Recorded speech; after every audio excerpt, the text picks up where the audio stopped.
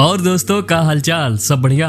दोस्तों ई वीडियो में ना हम आपको बताएंगे कि जो भीम एप्लीकेशन होता है ना उसको कैसे यूज करते हैं। तो इस वीडियो में हम आपको बताने वाले हैं कम्प्लीटली भीम एप्लीकेशन को कैसे यूज करते हैं, मतलब ढंग से कैसे यूज करते हैं। उसमें का जितना फीचर्स है ना लगभग सारा हम आपको इसमें बताने वाले हैं। तो इस वीडियो को आप पूरा देखिएगा। देखिए स्किप कीजिएगा तो आपको आधा अधूरा ही ज्ञान मिलेगा। और चाणक्य कहते हैं कि आधा अधूरा ज्ञान जो होता है ना वो मौत के समान होता है। तो इसलिए वीडियो को ना पूरा देख लीजिए। तो देखिए पहले हम लोग को ना भीम एप्लीकेशन यूज करने के लिए उसको इंस्टॉल करना होगा, ठीक है। तो अगर आप एंड्रॉइड यूज करते हैं तो आप प्ले स्टोर में जाइए और वहां से आप भीम एप्लीकेशन को इंस्टॉल कर लीजिए। अगर आप iOS डिवाइस यूज करते हैं एप्पल वाला तो उसमें आपको मिलेगा ऐप स्टोर, वहां से आप भीम एप्लीकेशन को इंस्टॉल कर लीजिए। इंस्टॉल कर लेने के बाद आपके सामने ना यहाँ पे ओपन वाला जो बटन है वो दिखाई देने लगेगा, समझे। अगर आपको यहाँ पे ओपन वाला बटन नहीं दिखाई दे रहा है तो आप जाके अपने फोन से डायरेक्ट वहां से इस एप्लीकेशन को खोल लीजिए। तो जैसे ही भीम एप्लीकेशन को आप खोलिएगा ना तो आपके सामने ई वाला जो इंटरफेस है भीम एप्लीकेशन का इशो होने लगेगा, समझे। इसके बाद यहाँ पे ना आपसे पूछा जाएगा आपका लैंग्वेज। तो जो भी भाषा में आप इस एप्लीकेशन को यूज करना चाहते हैं उसको सिलेक्ट कर लीजिए। सिलेक्ट करते ही आपके सामने यहाँ पे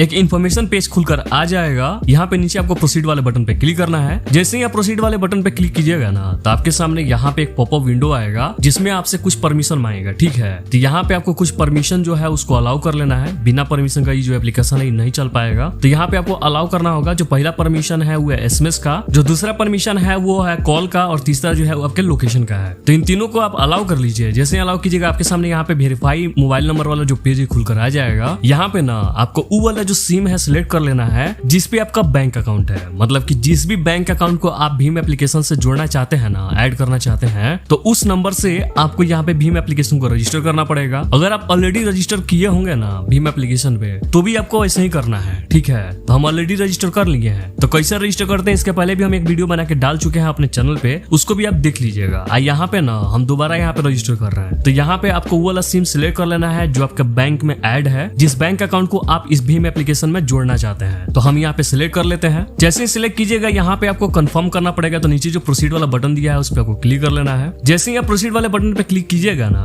तो आपके मोबाइल फोन से एक SMS भेजा जाएगा और जो आपका एप्लीकेशन है वो आपके इस मोबाइल नंबर से रजिस्टर हो जाएगा। देख लीजिए यहाँ पे जो मेरा मोबाइल नंबर है उसका वेरिफिकेशन सक्सेसफुल हो चुका है। तो देखिए यहाँ पे ना आपको पासवर्ड बना लेना है, ठीक है। जब भी आप भीम एप्लीकेशन में इंटर करिएगा ना, लॉगिन करिएगा, तो यहाँ पे आपसे पासवर्ड मांगा जाएगा। तो जो 4 डिजिट वाला जो पिन है उसको डाल के आपको लॉगिन कर लेना है। यहाँ पे आपको नीचे ना एक फिंगरप्रिंट वाला भी ऑप्शन दिखाई देगा, ठीक है। तो अगर आप इस पे क्लिक कीजिएगा तो देखिए यहाँ पे लिखा आ रहा है कि हम लोग को ना इस बायोमेट्रिक को सेटिंग से इनेबल करना है, ठीक है। इसको ऑन करना पड़ेगा पहले। तो सबसे पहले इसको हम लोग लॉगिन कर लेते हैं पिन डालकर। एक बार जब लॉगिन कर लेंगे ना तो हम लोग फिंगरप्रिंट से भी इसको खोल पाएंगे। तो चलिए हम आपको दिखा देते हैं कि कैसे पहले लॉगिन करेंगे और इसको सेटिंग से इनेबल करेंगे। तो हम यहाँ पे अपना पिन बना लेते हैं। जैसे ही पिन बनाएंगे तो हमारे सामने देखिए यहाँ पे जो भीम एप्लीकेशन का होम स्क्रीन है ये खुलकर आ जाएगा। यहाँ पे ना कॉर्नर पे देखिएगा दाहिने साइड ऊपर कॉर्नर पे आपको हैमबर्गर बटन दिखाई देगा, उस पे कर लेना आपको क्लिक। क्लिक करने के बाद आपके सामने यहाँ पे ढेर सारा ऑप्शन आएगा। नीचे आना है यहाँ पे सेटिंग वाले पे। जैसे ही क्लिक कीजिएगा तो देखिए यहाँ पे जो दूसरा वाला ऑप्शन दिया हुआ है ना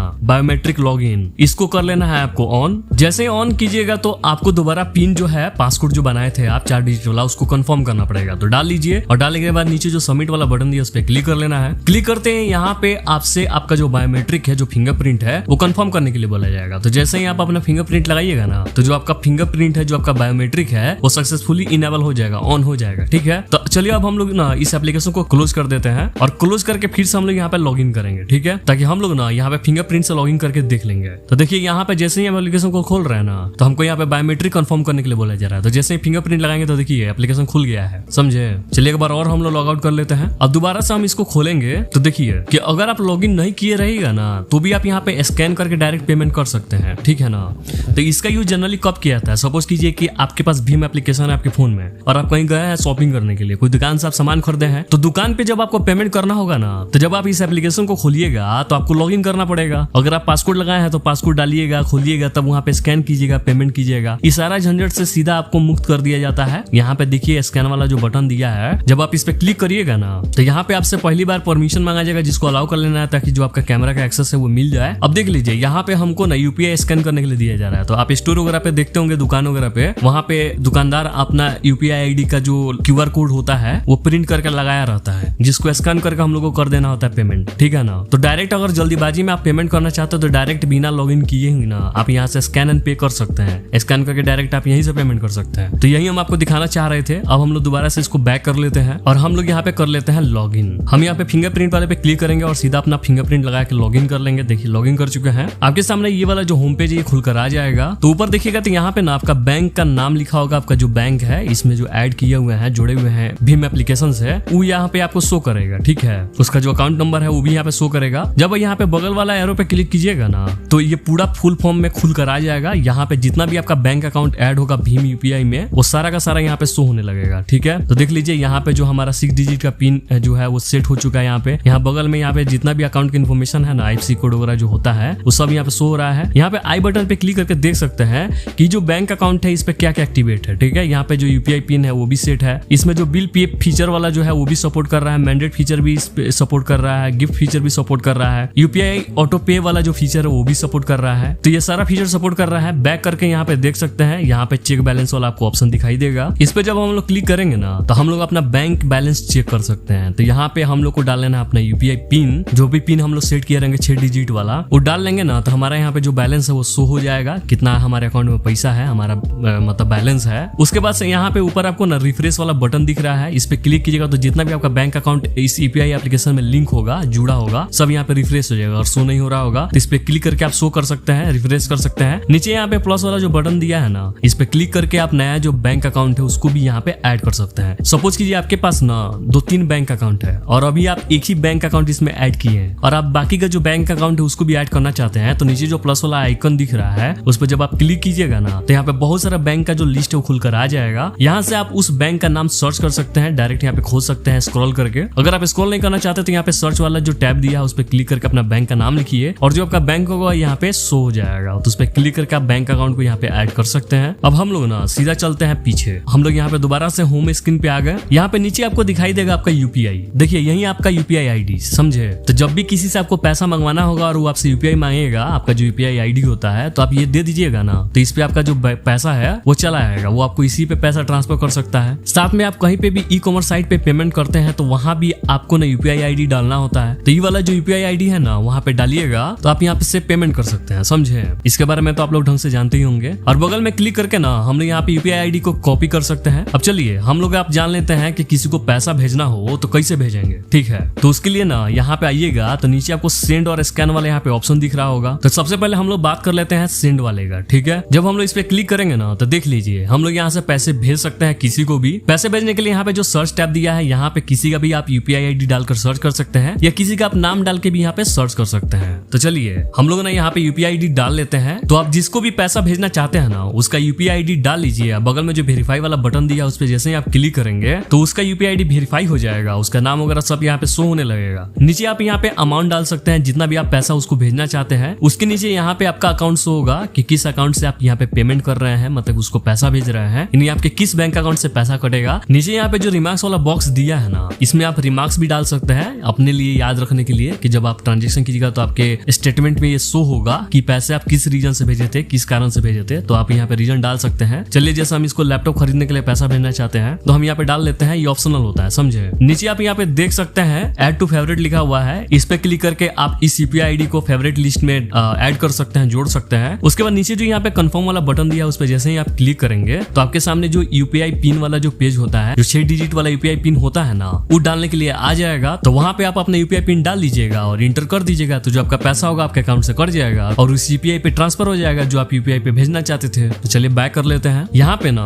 सबसे पहला जो टैब है वो फेवरेट्स वाला है। तो अगर आप किसी भी यूपीआई आईडी को या कॉन्टैक्ट को आप फेवरेट लिस्ट में ऐड किए होंगे ना तो सब यहाँ पे शो हो जाएगा। जैसे बहुत सारे लोग होता है ना, फैमिली मेंबर होता है या जिसको बार बार आप पैसा भेजते हैं तो आप यहाँ पे फेवरेट ऐड कर सकते हैं। बगल में आपको यहाँ पे दिख रहा होगा कॉन्टैक्ट्स। तो जैसे ही आप इस पे क्लिक कीजिएगा तो यहाँ पे जितना भी कॉन्टैक्ट्स होगा वो शो हो जाएगा। नीचे आप गिव परमिशन वाले पे क्लिक करेंगे। अगर आप पहली बार यहाँ पे क्लिक कर रहे हैं तो यहाँ पे आपसे कॉन्टैक्ट वाला परमिशन आएगा, अलाउ कर लेना है। अलाउ करते ही जितना लोग का कॉन्टैक्ट्स होगा ना सब यहाँ पे शो हो जाएगा। जितने लोग का कॉन्टैक्ट्स आप सेव करके अपने फोन में रखे होंगे सब यहाँ पे शो होने लगेगा। तो यहाँ पे ना जिस भी इंसान को आप पैसा भेजना चाहते हैं उस इंसान का नाम यहाँ पे सर्च कर लीजिए, उसको पैसा भेज दीजिए। अगर आप यहाँ पे खोज नहीं पा रहे हैं तो ऊपर जो सर्च वाला बॉक्स दिया है ना वहाँ पे आप सीधा नाम डाल के सर्च कर सकते हैं उस इंसान का नाम जिसको आप पैसा भेजना चाहते हैं। ठीक है, तो जैसे ही नाम सर्च कीजिएगा तो उस नाम से जितना भी लोग का कॉन्टैक्ट सेव होगा आपके फोन में वो शो हो जाएगा यहाँ पे। तो इस तरीके से उस इंसान का कॉन्टेक्ट आप सिलेक्ट करके उसको पैसा भेज सकते हैं। यहाँ पे ना तीसरा वाला ऑप्शन दे रहा है अकाउंट प्लस IFC। देखिए आप किसी को डायरेक्ट उसके बैंक अकाउंट में पैसा भेजना चाहते हैं ना, तो वो भी आप कर सकते हैं। आप डायरेक्ट किसी के बैंक अकाउंट में पैसा भेज सकते हैं। तो उसके लिए ना आपको ये जो तीसरा वाला ऑप्शन दिखाई दे रहा है, इस पे क्लिक कर लेना है। क्लिक करते ही आपके सामने यहाँ पे ढेर सारा बैंक का लिस्ट खुलकर आ जाएगा। नीचे आपको यहाँ पे बहुत सारा बैंक शो होगा, यहाँ पे सर्च कर सकते हैं। यहाँ पे जो सर्च वाला बॉक्स दिया है ना, डायरेक्ट यहाँ पे डाल के आप बैंक का नाम सर्च कर लीजिए और उस पे क्लिक कर लीजिए जिस बैंक अकाउंट वाले को आप पैसा भेजना चाहते हैं। जैसे ही क्लिक कीजिएगा तो यहाँ पे आपसे IFC कोड पूछा जाएगा। तो जो भी उस बैंक का IFC कोड होगा ना जिसको आप पैसा भेजना चाहते हैं, वो IFC कोड यहाँ पे डाल लीजिए। साथ में आप बेनिफिशियरी का नाम पूछा जा रहा है, तो जिस इंसान को आप पैसा भेजना चाहते हैं उसका जो रियल नेम होगा, जो बैंक में उसका नाम होगा, वो आपको यहाँ पे डाल लेना है। यहाँ पे नीचे आपसे पूछा जा रहा है अकाउंट नंबर। तो जिस भी अकाउंट नंबर पे आप पैसा भेजना चाहते हैं, मतलब उस इंसान का जो भी अकाउंट नंबर होगा ना, उसको आपको यहाँ पे डाल लेना है। और यहाँ पे नीचे कंफर्म अकाउंट नंबर में ना ये जो बॉक्स दिया हुआ है, यहाँ पे दोबारा से आपको उस अकाउंट नंबर को डाल लेना है, समझे। और डालने के बाद नीचे जो वेरीफाई वाला बटन दिया है, इस पे आपको क्लिक कर लेना है। तो क्लिक करने के बाद यहाँ पे इसका अकाउंट वेरीफाई हो जाएगा और इस तरीके से आप वहाँ पे पैसे भेज पाएंगे। अब हम लोग बात कर लेते हैं स्कैन वाला जो ऑप्शन दिया हुआ है उसके बारे में। तो हम लोग जैसे स्कैन वाला जो बटन दिया उस पर क्लिक करेंगे ना, स्टार्टिंग में जो लॉगिन पेज पे स्कैन वाला जो बटन दिया था ना, सेम वही खुलकर आ जाएगा, समझे। तो इस पे क्लिक करते हैं, आपका जो कैमरा है वो खुल जाएगा और यहाँ से आप किसी का भी QR कोड स्कैन कर सकते हैं और सीधा उसको पेमेंट कर सकते हैं, समझे। अब हम लोग बात कर लेते हैं और जो फीचर्स दिया हुआ है इस एप्लीकेशन के अंदर उसके बारे में। तो यहाँ पे सबसे ऊपर आपको दिख रहा होगा बिल पे। तो इस वाले पे क्लिक करके ना आप बहुत सारा बिल पे कर सकते हैं। जो पहला है वो है पोस्टपेड। तो अगर आपके पास कोई भी पोस्टपेड नंबर है तो आप यहीं से पेमेंट कर सकते हैं। यहाँ से आप इलेक्ट्रिसिटी का बिल जमा कर सकते हैं, यहाँ से आप DTH जो होता है उसका बिल जमा कर सकते हैं। यहाँ पे C वाले जो बटन दिया है ना, इस पे क्लिक कीजिएगा। यहाँ पे बहुत सारा आपके सामने ऑप्शन खुलकर आ जाएगा। तो जिसका भी आप बिल पेमेंट करना चाहते हैं, बिल जमा करना चाहते हैं, आप यहाँ से सिलेक्ट कर सकते हैं। कोई सा भी, किसी का लोन रिपेमेंट करना है, LPG गैस का, ब्रॉडबैंड का, या कोई भी हो, सब बिल यहाँ पे कर सकते हैं। बगल में यहाँ पे माई बिल्स पे जब आप क्लिक कीजिएगा तो जितना भी बिल आप पे किए रहेंगे वो सब यहाँ पे शो हो जाएगा कि अभी तक आपने कितना बिल पे किया हुआ है। अब हम लोग बैक कर लेते हैं। यहाँ पे नीचे ना आपके सामने और भी ऑप्शन दिखाई दे रहा होगा। जो पहला है वो है अप्रूव टू पे। तो ये जो अप्रूव टू पे वाला जो बटन दिख रहा है, जो ऑप्शन दिख रहा है, इस पे आप क्लिक कीजिएगा तो जितना भी आपसे पेमेंट के लिए अप्रूवल होगा ना, सब शो हो जाएगा। अब क्या होता है पेमेंट वाला अप्रूवल? तो देखिए, कोई आपसे पैसे मांगने के लिए आपको ना रिक्वेस्ट भेजा होगा, तो उसका ना यहाँ पे पेमेंट का अप्रूवल शो हो जाएगा। जैसे आप लोग ई-कॉमर्स साइट पे सामान खरीदते हैं ना, तो वहाँ पे आपको UPI ID डालना होता है। तो जब आप लोग UPI ID डाल के वेरीफाई करते हैं और वहाँ पे कंफर्म करते हैं, तो यहाँ पे ना एक रिक्वेस्ट आ जाएगा, ठीक है, अप्रूवल वाला रिक्वेस्ट आ जाएगा। उसके बगल में यहाँ पे आपके सामने माई बिल वाला एक ऑप्शन शो हो रहा है। जैसे ही आप क्लिक कीजिएगा तो जो माई बिल वाला वहाँ पे ऑप्शन था ना, तो वही वाला यहाँ पे खुलकर आपके सामने आ जाएगा, समझे। तो यहाँ से आप किसी भी बिल को पे कर सकते हैं और जितना भी बिल आप पे किए रहिएगा वो सारा का सारा यहाँ पे शो हो जाएगा, ठीक है। बगल में आपको यहाँ पे रिक्वेस्ट मनी वाला ऑप्शन आपको दिखाई देगा। तो इस पे क्लिक करके ना आप किसी से भी पैसे मांग सकते हैं, ठीक है। जैसे मान लीजिए कि आपका कोई दोस्त जो है वो आपसे 5,000 रुपया लिया है, 2,000 रुपया लिया है, उससे आप पैसे मांगना चाहते हैं, तो आप यहाँ से रिक्वेस्ट मनी कर दीजिएगा। तो उसके पास एक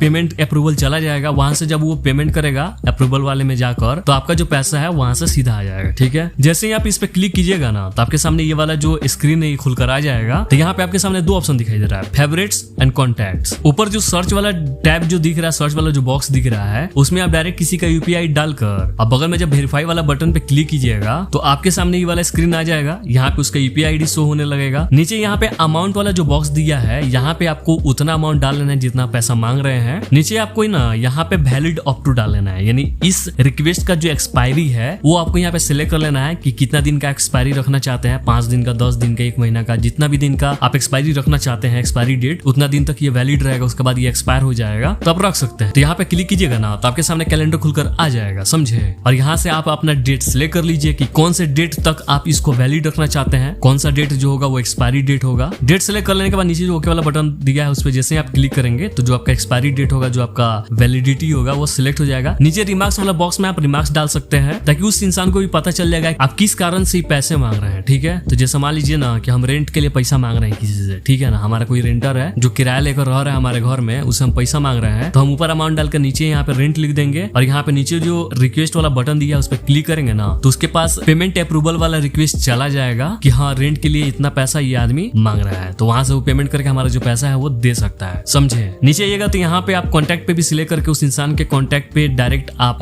रिक्वेस्ट डाल सकते हैं पैसे भेजने के लिए। चलिए हम लोग बाहर आ जाते हैं, सीधा बैक आ जाते हैं होम स्क्रीन पे। यहाँ पे आपको बहुत सारा ऑप्शन और दिखाई देगा जिसके बारे में हमको जरूरी नहीं है बताना, ये उतना इंपॉर्टेंट नहीं है। नीचे आइएगा तो यहाँ पे ना आपको 3 टैब दिखाई देगा। पहला जो है वो है होम टैब, दूसरा जो है वो है प्रोफाइल। तो जैसे आप माई प्रोफाइल वाले टैब पे क्लिक कीजिएगा ना, तो आपके सामने आपका जो QR कोड होगा आपकी UPI ID का, वो यहाँ पे शो होने लगेगा, समझे। नीचे आपका यहाँ पे नाम शो होगा और उसके नीचे जो आपका UPI ID होगा वो शो होने लगेगा। ऊपर से यहाँ पे दिखाएगा कि कौन सा UPI ID जो है वो प्राइमरी है, और उसके नीचे आपका यहाँ पे बैंक अकाउंट दिखाई देगा कि कौन सा जो बैंक अकाउंट है वो इस UPI ID पे एक्टिव है, ठीक है। अगर आप दूसरा UPI ID ऐड करना चाहते हैं, अपना UPI ID बनाना चाहते हैं, तो यहाँ पे जो बगल में एरो वाला बटन दिया है ना, जब आप इस पे क्लिक करेंगे तो यहाँ पे टैप टू ऐड वाला यानी ऐड न्यू UPI ID वाला यहाँ पे ऑप्शन आपको दिखने लगेगा। यहाँ पे ना आप क्लिक करके एक नया UPI ID बना सकते हैं, ठीक है। चलिए हम आपको दिखा देते हैं। जैसे ही आप यहाँ पे टैप टू ऐड वाला जो बटन दिया है इस पे क्लिक करेंगे तो आपके सामने यहाँ पे नया UPI ID बनाने के लिए आ जाएगा। यहाँ पे जो बॉक्स दिया हुआ है, यहाँ पे आप कोई सा भी यूजर नेम डाल सकते हैं, जो भी आप अपना पसंदीदा UPI ID बनाना चाहते हैं वही आप यहाँ पे क्लिक करके और चेक अवेलेबिलिटी वाला जो बटन दिया उस पे क्लिक करेंगे तो ये शो कर देगा कि जो UPI ID है वो अवेलेबल है या नहीं है। तो इस तरीके से आप यहाँ पे नया UPI ID जो है उसका अप्रूवल चेक कर सकते हैं, उसका अवेलेबिलिटी चेक कर सकते हैं, और अगर वो अवेलेबल होगा तो नीचे जो सबमिट वाला बटन दिया है ना उस पे क्लिक करके आप उसको ऐड कर सकते हैं, ठीक है दोस्तों। तो चलिए हम लोग बैक आ जाते हैं। यहाँ पे ना नीचे जो तीसरा टैब है वो है ट्रांजेक्शन का। तो अभी तक जितना भी आपका ट्रांजेक्शन होगा वो सब यहाँ पे शो होने लगेगा। तो जितना भी पैसा आप किसी को भेजे होंगे या कोई आपको पैसा भेजा होगा वो सारा का सारा ट्रांजेक्शन आपको यहाँ पे शो होने लगेगा। यहाँ ऑल वाले में ना जितना ट्रांजेक्शन होगा वो शो होगा, और जो ट्रांजेक्शन अभी हो रहा होगा वो इन प्रोग्रेस में होगा। जैसे कोई ट्रांजेक्शन पेंडिंग है या अभी हो रहा होगा वो यहाँ पे शो करेगा।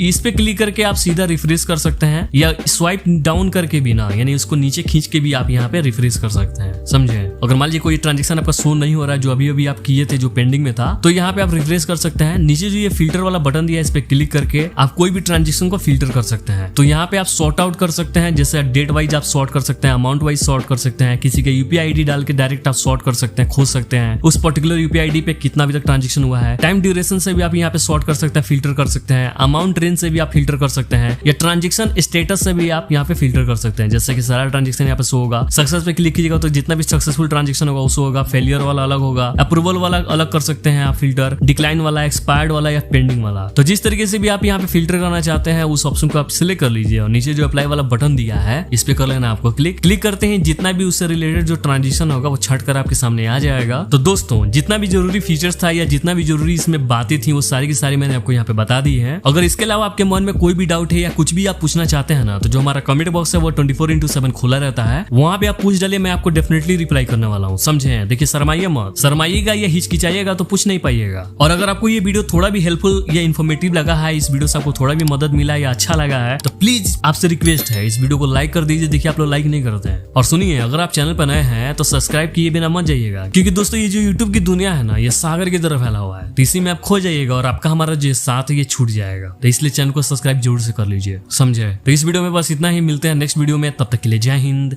जय भारत।